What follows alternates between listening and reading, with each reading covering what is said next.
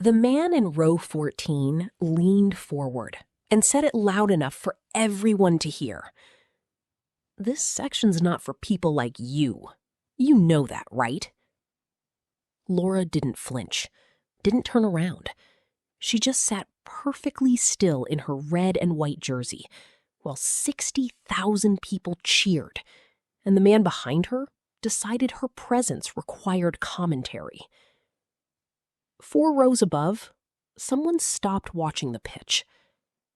Han So-jin stood up. He walked down those 4 rows with unhurried certainty.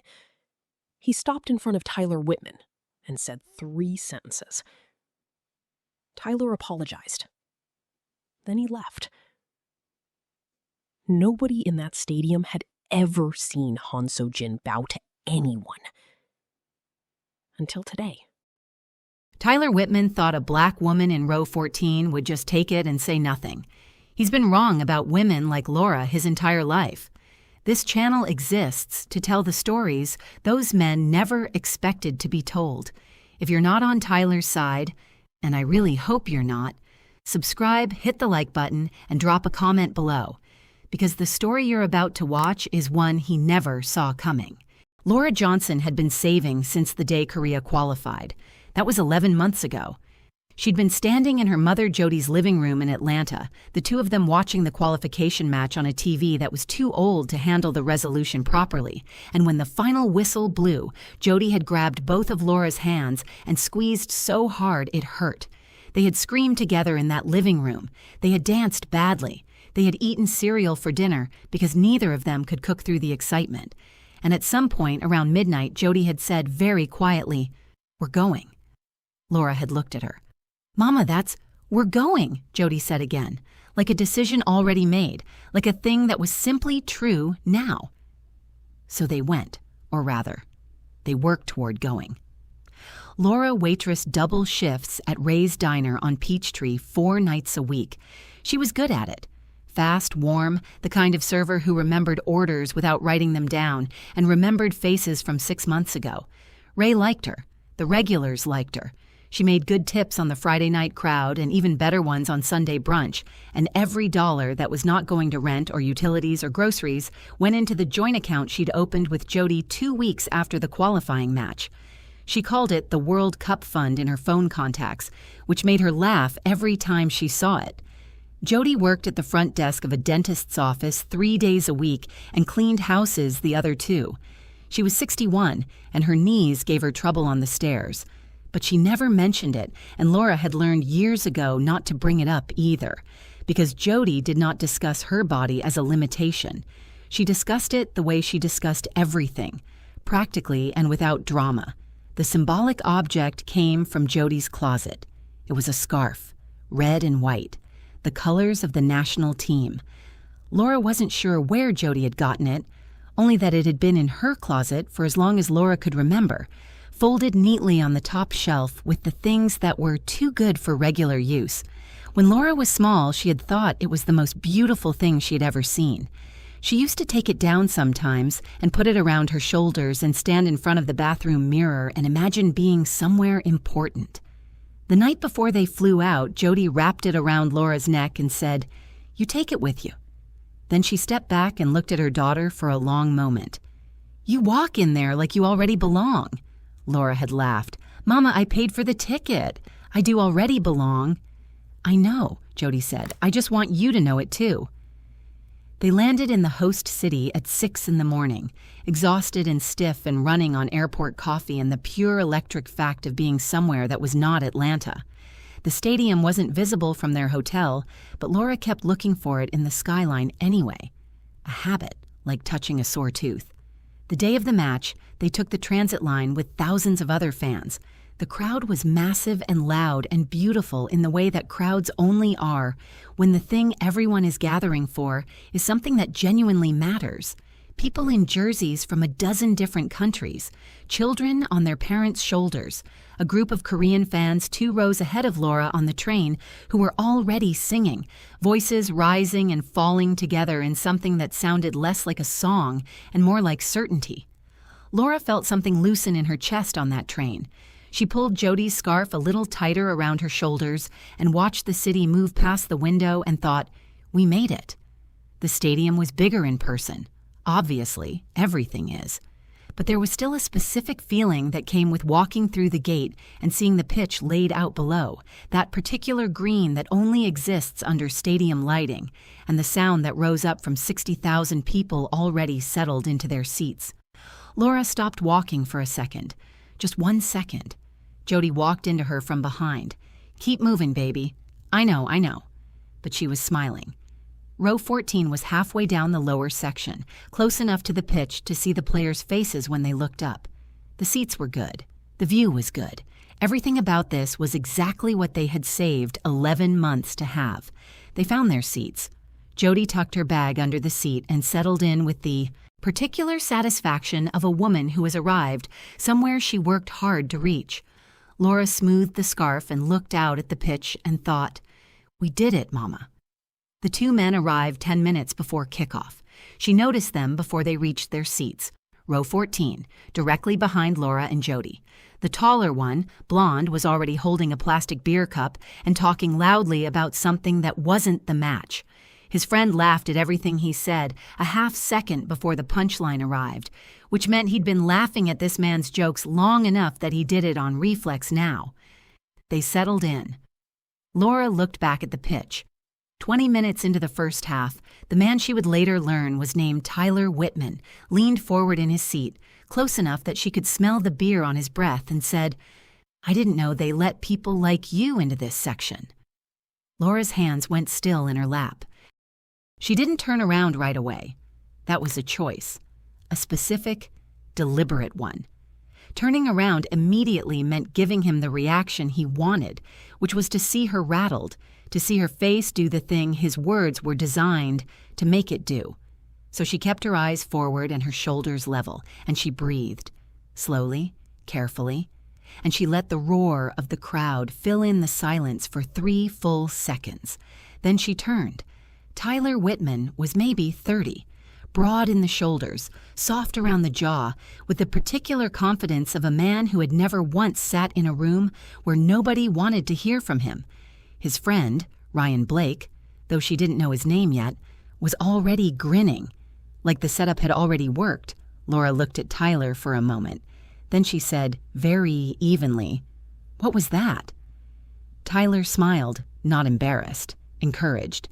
"Just saying, this section's usually not for, you know." "No," she said. "I don't know. Say it plainly." He didn't say it plainly. Men like Tyler never did. They liked the implication better than the statement because the implication gave them deniability. He shrugged, leaned back, said something to Ryan that she couldn't fully hear, and Ryan laughed. The woman to Laura's left had heard. She was looking at the pitch with the fixed, deliberate focus of someone who had decided they were not involved. The family 2 seats down had heard. The father's jaw had tightened. He didn't move. Laura turned back to the pitch. Jody's hand found her arm. "Don't," she said quietly. "I'm fine." "I know you're fine. I'm just saying, don't." Laura understood what she meant. She had been in rooms her whole life where men like Tyler required something of her, required her to perform either anger or compliance, to either blow up and become the problem or swallow it and confirm that it was acceptable. She'd been making that choice since she was 15 years old, and she was tired of it. She was profoundly, bone-deep tired of it. She was fine. She was not fine. The match continued around them. 60,000 people tracking a ball across a pitch, entirely unaware of the small and ugly thing happening in row 14. Tyler kept going. Not constantly. That was the thing about men like him. They didn't maintain a consistent assault because that would be too obvious, too easy to name. They did it in intervals, a comment here, a laugh there, enough space between each one that every individual moment seemed almost tolerable, almost something you could let go. "She probably doesn't even know what offside means," Ryan said, loud enough to carry. "Doubt she's here for the football," Tyler agreed. Laura's jaw was so tight her back teeth ached. Jody had stopped pretending to watch the match. She was watching Laura instead, with the focused attention of a mother who knows her daughter's breaking point better than her daughter does. She reached over and took Laura's hand in both of hers and held it. "We saved 11 months for this," Laura said, very quietly, to herself more than to Jody. "I know we did. I am not going to cry. I know you're not." But the pressure behind her eyes was real and building, and she was losing the fight she had promised herself she would not lose, right here in row 14, in front of 60,000 people and 2 men who were not worth a single dollar of the money she had saved for this. Tyler said something she didn't catch. Ryan's laugh cut through the noise of the crowd like something sharp. The people around them had made their choice. They were watching the match, or they were watching the pitch, or they were watching the sky. They were watching anything except what was happening in row 14, because watching it meant deciding what to do about it, and that was a cost nobody in this section had apparently agreed to pay. That was the part that got to her more than Tyler's voice, the silence. She was looking down at her hands, Jody's grip firm around her fingers, the red and white scarf still folded across her shoulders, when she became aware of a change in the atmosphere around her. Not a sound exactly, more like a pressure shift, the way the air in a room changes when someone important enters it. She didn't look up immediately. She was still trying to get her face under control, still trying to find the version of herself that walked into hard rooms like she already belonged. Tyler said something else, louder this time. He was getting bolder. That was the escalation curve of men like this, always testing the outer limit of what the room would allow. And then the room stopped allowing it. She felt it before she saw it. The quality of the silence that fell over the 4 or 5 rows around them. It was not the silence of people choosing not to look. It was the silence of people who had just looked and found something unexpected in their sightline. It had weight to it. It had direction. Laura looked up. 4 rows above her, a man in a dark jacket was on his feet. He was not looking at the pitch. He was not looking at Tyler. He was looking at the distance between himself and row 14 as a problem he had already decided to solve, and he was moving toward it with the calm, unhurried certainty of someone for whom the outcome of this situation was already settled. He stood up. That was all. He walked down 4 rows. That was it. Just 4 rows. Just a man descending a short staircase in a stadium full of 60,000 people. There was nothing dramatic about it on the surface. No raised voice, no running. He descended those 4 rows with the unhurried precision of someone who had never once in his life needed to hurry to establish that he was the most important person in a room. His name was Han Seo-jin. Laura didn't know that yet. She knew nothing about him except that he was moving in her direction and that the men who had been tormenting her for the last 40 minutes had both gone very, very quiet. Tyler saw him coming and didn't move. Not yet. Tyler was still operating on the assumption that this was going to be a normal stadium interaction. A complaint, a politely worded objection, maybe a suggestion to keep it down. He leaned back in his seat with the preemptive posture of a man who had rehearsed his dismissal of exactly this kind of intervention. Han stopped directly in front of him. He didn't sit on the row. He didn't crouch to get to eye level. He stood at his full height, which was not remarkable in inches but was devastating in the way it was used. And he looked at Tyler Whitman with the measured, patient look of a man who has already made his decision and is now simply giving the situation a chance to resolve quietly. Tyler opened his mouth. Han spoke first. Quiet. No performance in it at all. "You're going to apologize to her. Then you're going to leave this section. And if I need to explain the 3rd option, we'll be here longer than either of us planned." Tyler's mouth closed. The thing that happened to his face was something Laura would remember for a long time. The confidence didn't drain out of it slowly. It left all at once, like a light switching off. He had expected a confrontation he knew the shape of. What he had gotten was something with no shape at all, and that was somehow worse. Ryan Blake had his eyes down. He had not said a word. Han waited. He didn't check the pitch. He didn't look at Laura. He gave Tyler exactly as much time as the situation required. Not a second more. and he waited with the stillness of someone for whom patience was not a virtue, but a weapon. Tyler started. "Look, man, we were just—" Han said nothing. He simply continued to look at him.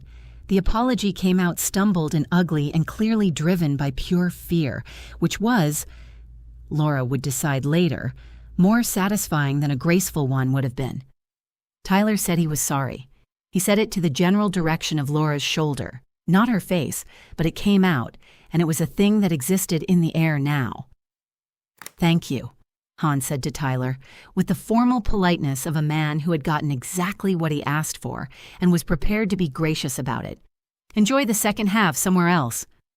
Security materialized so efficiently that Laura didn't see where they had come from. Two men in event staff jackets appeared at either end of the row, and Tyler and Ryan stood up, gathered their things, and left without another word. Within 90 seconds, row 14 was 2 seats lighter. The section exhaled. Laura was aware of people looking at her, not the way she had been looked at for the last 40 minutes. Not that amused, avoidant, deciding not to get involved look. They were looking at her the way people look at someone they have witnessed coming through something intact. Han turned to her. He didn't look at her with pity. She registered that immediately, and it mattered more than she would have expected. Pity would have undone something inside her, would have confirmed that what had just happened was as bad as it had felt, that she had been as exposed as she feared. He didn't look at her like that. He looked at her the way you look at someone you have correctly assessed and found worth the 4 rows you just walked down. "You held yourself well," he said.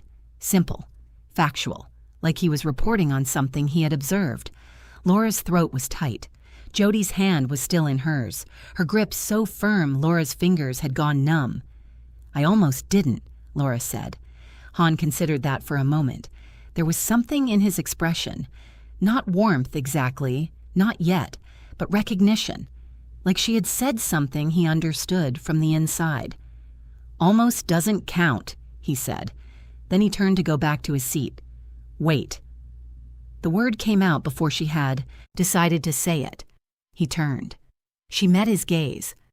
This man who had walked down 4 rows for a woman he didn't know, who hadn't raised his voice once, who had moved through this situation like its outcome was never in any real doubt. And she said, "Why did you do that?" Han looked at her for a moment, then, because he was wrong, and everyone in this section knew it, and nobody was doing anything about it. He paused. "That's the part that's always worse," he said. Then he went back to his seat. Laura turned to face the pitch. Her hands were steady now. The scarf was still around her shoulders.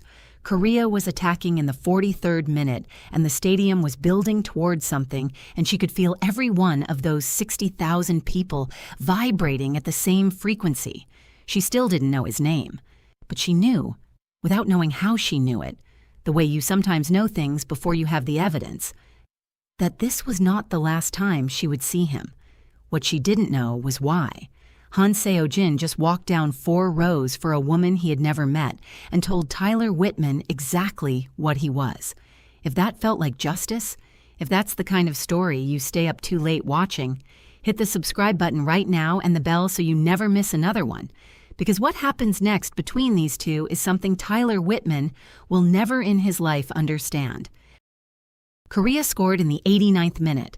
The section detonated. Laura was on her feet before she knew she was standing, screaming with her mouth wide open and her arms in the air, and Jody was right beside her doing exactly the same thing, and the red and white scarf slipped from Laura's shoulders, and she caught it by the end and held on and kept screaming.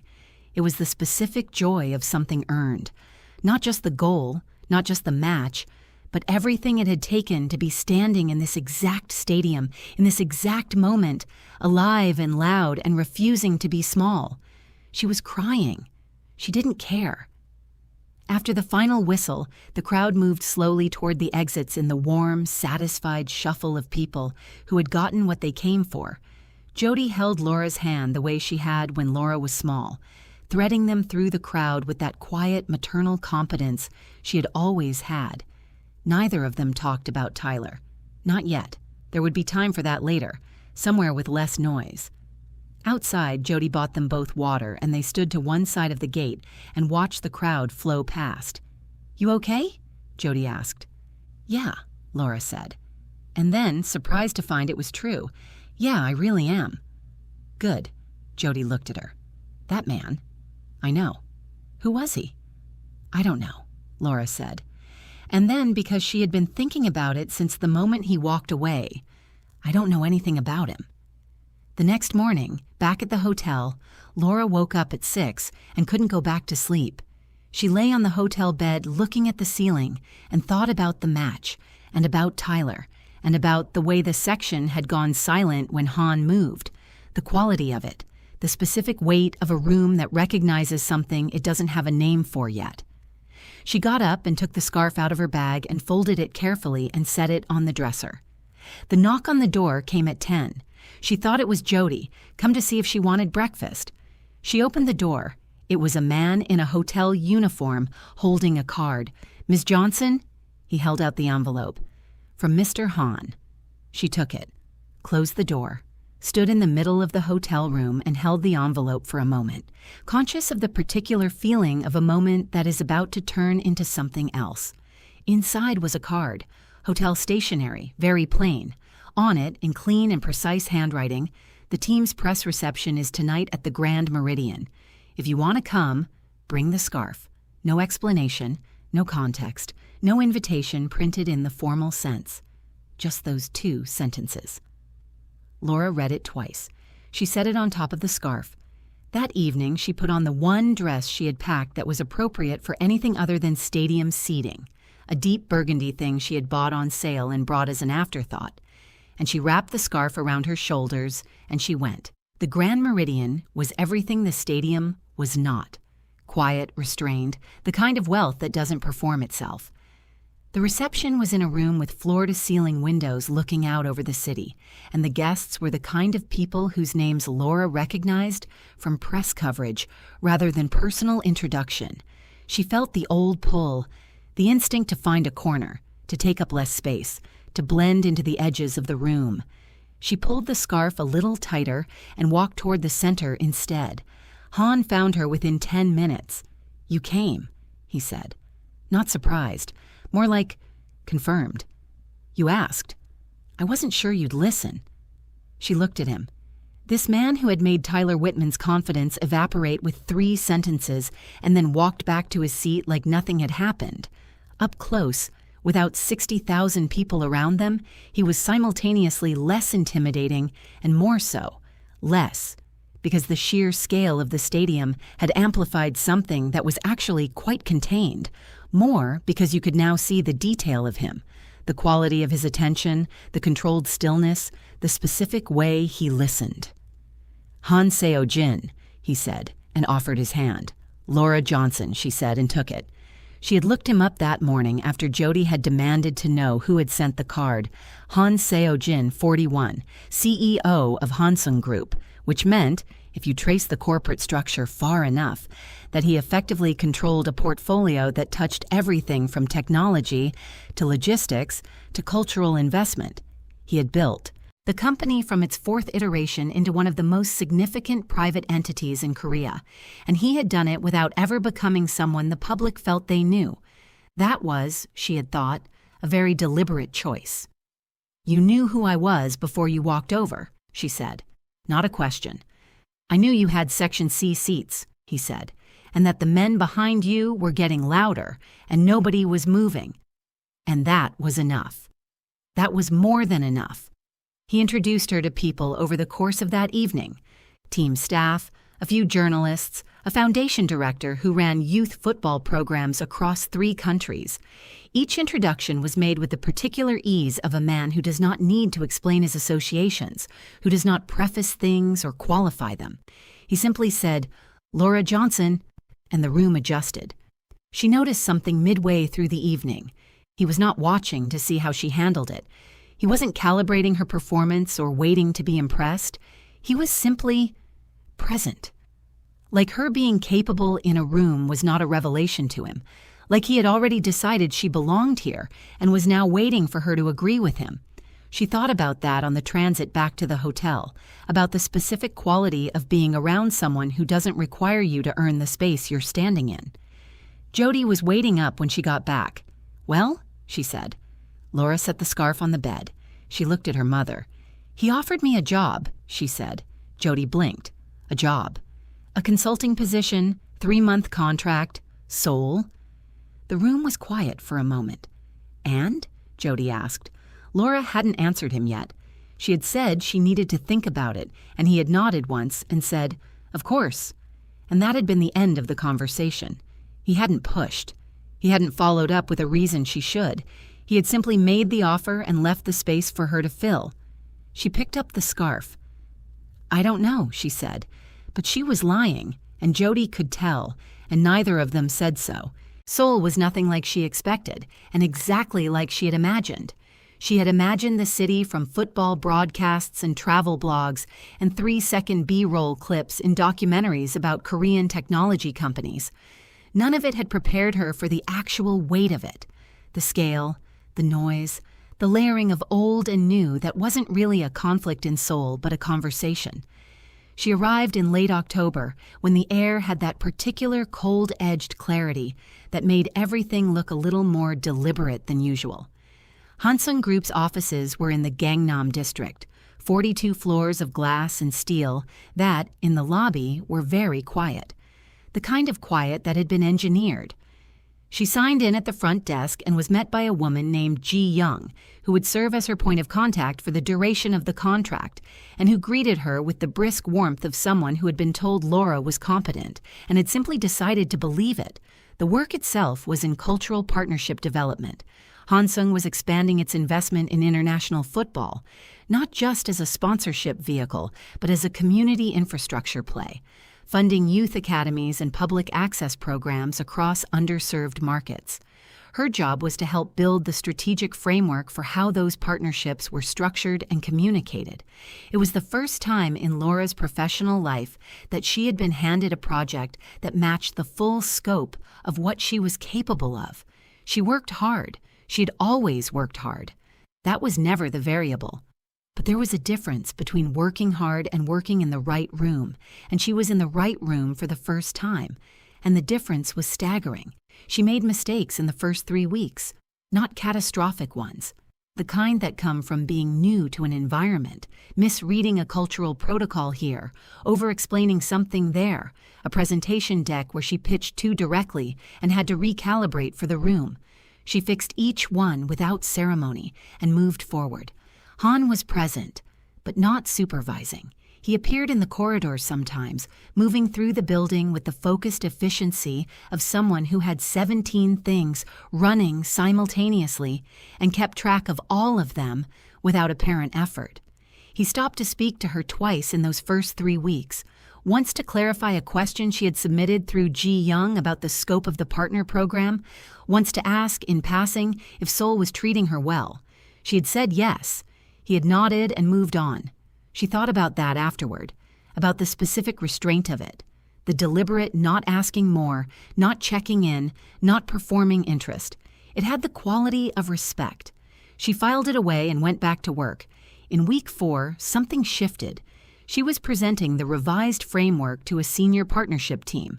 12 people, all Korean, all considerably more senior than her contract level, and one of them, a man named Director Wu, had a very specific way of asking questions that were not really questions, but dismissals dressed in question marks. He had done it in the first meeting. He did it again now. She had the same 2 options she had always had. Absorb it, or answer it. "Director Wu," she said. Calm. Level. Not loud. "I think what you're describing is a concern about scalability, which the framework does address in Section 4. I can walk through it now or flag it for your team to review before the next session, whichever is more useful." The room went slightly quiet.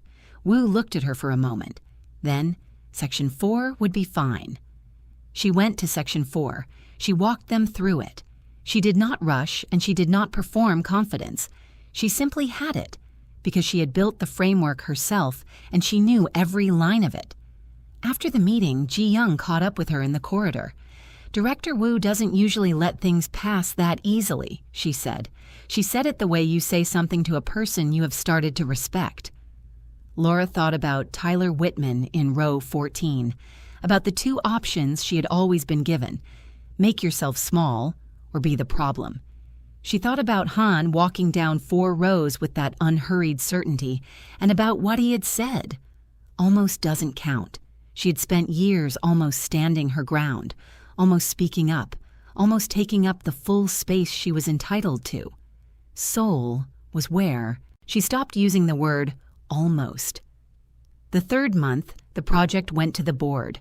Laura was in the room for the presentation, not leading it, that was Hansung's VP of International Partnerships, but present, her name on the framework document, her work on every slide. The board approved the initiative. The VP mentioned her contribution by name. She went back to her desk afterward and sat for a moment in the particular quiet of work that had gone the way it was supposed to go. Han appeared in her doorway at 5:30. He looked at her across the office. She looked back. He didn't say anything about the board meeting. He didn't congratulate her. He had seen what she was capable of 11 months ago from 4 rows above, the capacity to hold yourself together in a moment designed to break you. He had simply given her a room where that capability had somewhere to go. "Good week," he said. "Good week," she agreed. He left. She looked at the scarf hanging on the hook behind her office door. She had brought it. She wasn't entirely sure why, but it had been on that hook for 3 months, and every time she looked at it, she thought of Jody pressing her face between her hands and saying, "You walk in there like you already belong." She had. She did. She was only just beginning to understand the difference. If you've made it this far, thank you. Genuinely. This is the kind of story that doesn't get told often enough, and this channel exists to tell it. If you're not subscribed yet, this is the moment. Hit subscribe, drop a comment about the scene that got you, and stay. You don't want to miss what's coming. 2 years later, Laura was back in a stadium. Not the same one. Different country, different tournament, a women's development showcase that the Hansung Foundation had co-sponsored as part of the partnership framework she had helped build. The stadium held 12,000, which was a fraction of the one where this had all started, but the feeling in it was the same. That specific, alive electricity of people gathered around something that matters. She was not in the stands. She was on the pitch side, clipboard in hand, coordinating with the event staff and the broadcasting crew and the Foundation's community liaison team. And she moved through the work the way she had learned to move through everything in Seoul, not fast for the sake of speed, but with purpose, which is a different thing entirely. The program they had built had funded 18 youth academies across 6 countries. 40% of participants were girls. The flagship academy in a town outside Busan had produced 3 players who had gone on to national youth team trials. Laura had written the framework. She had negotiated 3 of the 7 founding partnerships herself. She had given a presentation to a UN Sport for Development panel in Geneva 4 months ago. A thing that, if you had told her about it 2 years ago, she would have thought was the wrong story about the wrong woman. She thought about that sometimes. About the specific distance between the woman who sat in row 14, trying not to cry, and the woman who now stood in front of UN panels and did not flinch. The distance was not as large as she might have expected. That was the thing nobody told you. The transformation was not a single dramatic moment. It was the accumulation of all the times you had chosen to answer instead of absorb, to take up space instead of compress yourself, to use the word yes when the opportunity was worth it and the word no when it wasn't. The distance was made of all those small decisions, laid end to end. Han was in the stadium. She had known he would be. He attended the foundation events when he could, without announcement, usually with a minimal security presence. She saw him midway through the first half, seated in the second row of the executive section, watching the pitch with the same focused quiet she had first seen from 4 rows above in a different stadium a lifetime ago. She didn't go to him immediately. She finished her work, confirmed the halftime segment with the broadcast team, walked the perimeter with the foundation liaison, checked in with 2 of the youth coaches who were watching from the coaching box. Then, at halftime, she made her way to the executive section. He saw her coming. She could tell by the way he didn't look at her. The specific quality of not looking that meant awareness, not absence. She sat down beside him. "Good turnout," he said. 14% above projection, she said.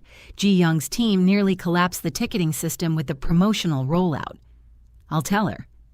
They watched the halftime presentations, two of the youth players being recognized for program completion. Laura watched the older one, a 17-year-old named Soo Yeon from the Busan Academy, walk onto the pitch to receive her certificate with the particular walk of a girl who had been told she belonged somewhere and had decided to believe it. Laura had met Soo Yeon 3 months ago during a site visit. She had asked Laura, with the bluntness of teenagers, how she had gotten this job. Laura had thought about it for a moment. Then she had said, "I saved 11 months and went somewhere I wanted to go, and I decided not to make myself small when someone told me to." Soo Yeon had looked at her for a moment. Then she had nodded, very seriously, and gone back to training. Beside her, Han reached into the inside pocket of his jacket and produced something. He set it on her knee without a word. She looked down. It was a small photograph. Printed, not digital, which was unlike him. In it, 2 people in stadium seats, row 14, one of them in a red and white jersey and a scarf she recognized. The other standing 4 rows above, facing down toward the woman in the jersey. Laura looked at the photograph for a long moment. "Where did you get this?" "Someone in the crowd that day," he said. It circulated briefly. Then it stopped. A pause.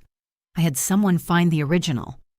She looked at herself in the photograph, the set of her shoulders, the line of her jaw, the very specific tension of a woman who was holding herself together at the cost of everything she had.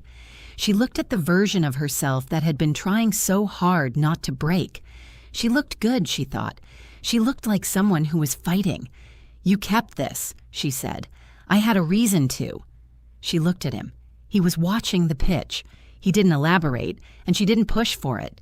They had learned each other's silences over 2 years, learned which ones were walls and which ones were simply the way he chose to hold something rather than say it. What she knew was this. He had walked down 4 rows for a woman he didn't know and told a man named Tyler Whitman that he was wrong. Not because he had expected anything from it, not because he had planned the next 2 years in advance, because a thing was wrong and everyone in that section knew it, and nobody was doing anything. He had done something. That was the whole of it. She reached into her own bag and took out Jody's scarf. She had brought it today, as she had brought it to Seoul, as she brought it now everywhere that mattered. She set it across her knees beside the photograph. "Mama says to tell you she's glad you stood up," Laura said. Han looked at the scarf. Something moved through his expression. Small, contained, but there. "And you?" She looked at the pitch. Soo Yeon was back on the sideline watching the second half warm up with the focused intensity of a girl who was already planning where she would go next. "I'm glad I didn't make myself small," Laura said. "Everything after that was mine." She picked up the scarf and put it around her shoulders. 60,000 people or 12,000. It didn't matter. Every room was one she walked into like she already belonged. She always had. Nobody told Tyler Whitman that the woman in row 14 was going to change the trajectory of her entire life, and that the man he met in that stadium was going to have everything to do with it. That's the thing about underestimating people. The story doesn't end the way you think it does. If this one stayed with you, if you're someone who believes that being seen matters, that taking up space matters, that the almost moments are where character lives, subscribe to this channel. Drop a comment below. There are more stories like Laura's coming, and every single one of them is worth staying for.